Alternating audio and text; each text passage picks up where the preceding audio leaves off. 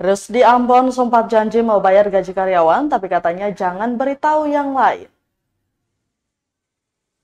Mantan jurumudi KMP Tatihu, Puat Sanaki mengungkapkan rencana Direktur Utama atau Dirut Pancakarya, Rusdi Ambon perihal gaji karyawan, yakni menjanjikan akan mengganti setengah gaji yang belum dibayarkan karena kondisi keuangan perusahaan yang tidak stabil saat COVID-19. Parahnya Tribuners Dirut Badan Usaha Milik Daerah atau BUMD Maluku itu meminta dirinya jangan beritahu kepada yang lain. Ia menerangkan selaku Mualim 2 dirinya mendapat gaji per bulan Rp4.422.720, tapi hanya dibayar Rp2 juta.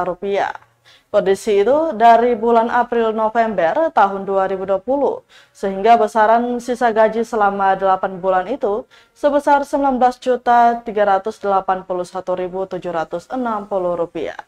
Sedangkan Dirut Pancakarya Rusdi Ambon saat dikonfirmasi di kantornya malahan marah-marah dan mengusir wartawan yang bersangkutan.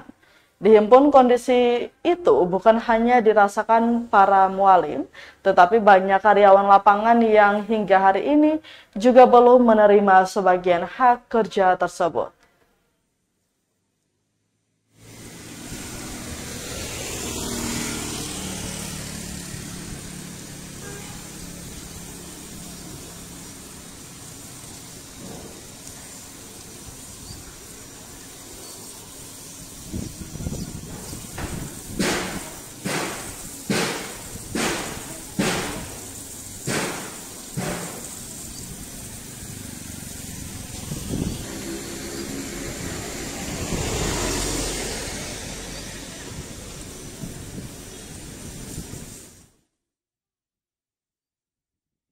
Download Tribun X sekarang, menghadirkan lokal menjadi Indonesia.